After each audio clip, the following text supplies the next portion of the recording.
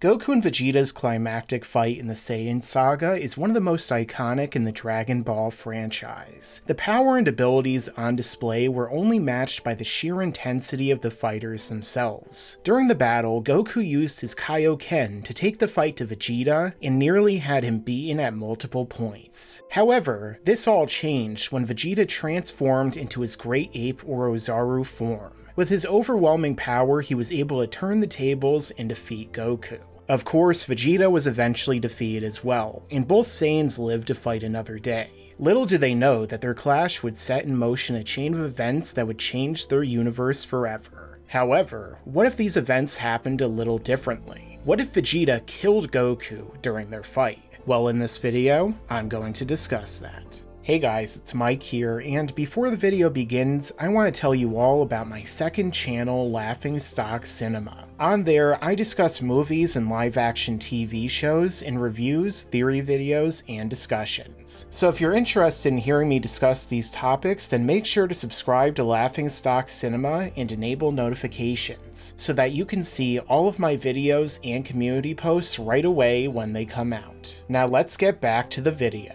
So first, to begin the scenario, we have to determine when exactly Vegeta could have killed Goku. And I've broken this down into 2 points. The first point, which we'll call Scenario A, would be during the battle itself, specifically when Vegeta transformed into his Ozaru form. As a great ape, Vegeta had ample opportunity to kill Goku, but in typical villainous fashion, he decided to waste time taunting Gohan and Krillin. And we all know that the villain taunting the heroes never has any negative consequences whatsoever. So let's say here that Vegeta didn't waste time and killed Goku immediately. Obviously, this would have significant changes for the story. The first place where the changes would begin is the preceding fight with Gohan and Krillin. Now, in the original version of the events, Yajirobe was able to cut off Vegeta's tail while he was distracted, which reverted him back into his regular state. By this point, Vegeta had significantly weakened from a combination of his fight against Goku, and also when he created the false moon.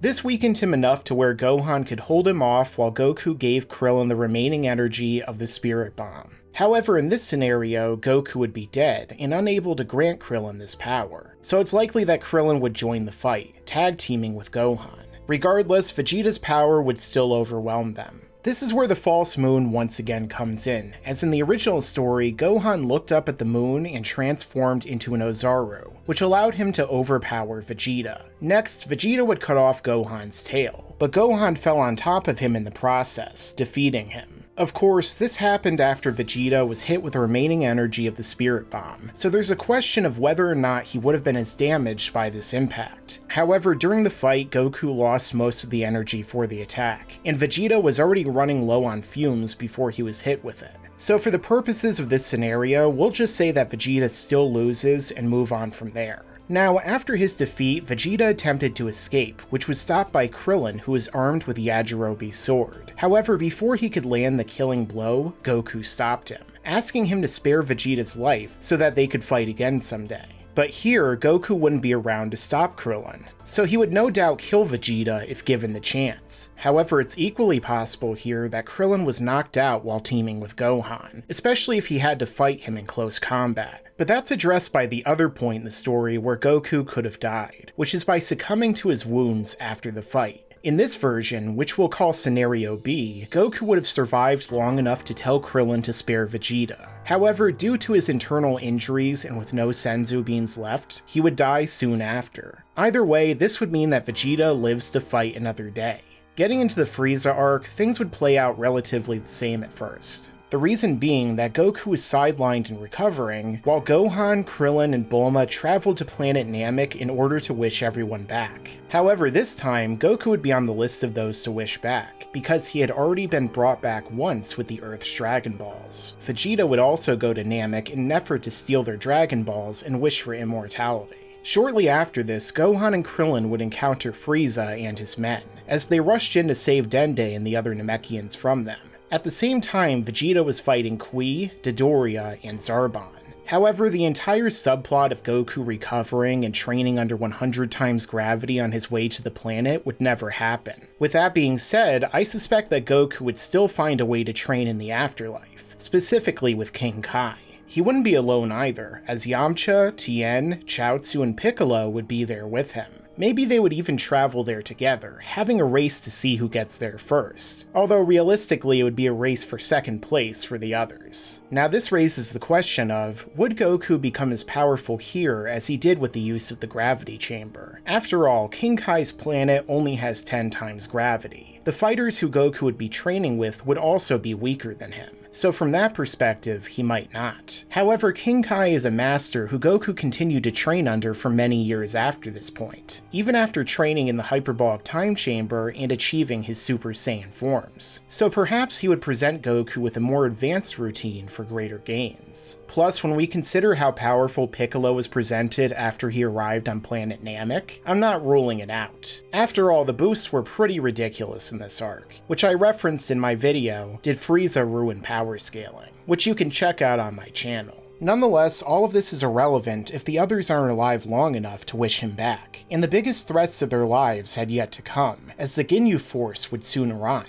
Now originally, Gohan and Krillin teamed up with Vegeta in an alliance of needs. However, if Vegeta killed Goku, then chances are they wouldn't want to trust him or fight alongside him. That would make their battle against the Super Sentai wannabes even harder. This is also where the changes would become even more drastic. Now in the original version of the story, the Ginyu Force easily decimated the three warriors, as Recoome soloed them all. The only reason they survived and the arc progressed is because Goku arrived just in time to save them. But in this scenario, Goku is dead, meaning that there's no way for him to intervene in time.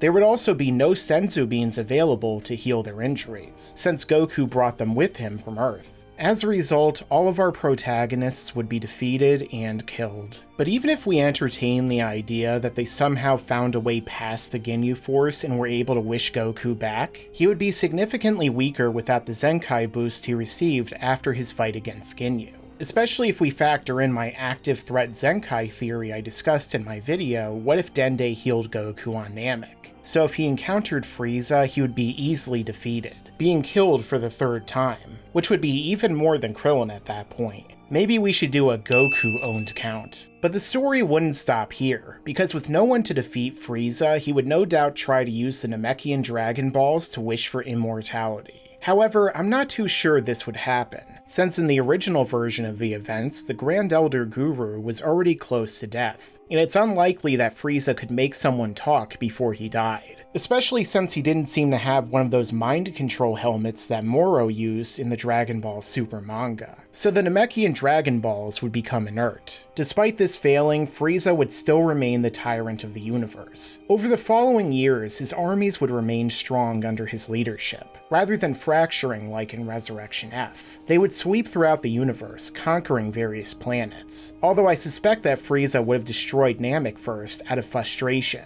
and then paid a visit to Earth to punish them for interfering. With Vegeta and Bulma dead, there wouldn't be a future Trunks to stop him. He would likely destroy the planet as a result, ironically preventing the rise of the androids and Majin Buu, who would probably be too weak to be woken up at that point. Plus, without Trunks, King Cold would still be alive, so he wouldn't be wasted potential anymore. Although it is possible that Frieza would encounter Babidi along the way and be turned into his evil slave as Majin Frieza, but either way his reign wouldn't be long-lived, because chances are that when Beerus wakes up, he'll destroy Frieza for being an annoyance, as he said he would in Battle of Gods. Although maybe he'd spare King Cold after he offers Beerus some of his fancy space wine.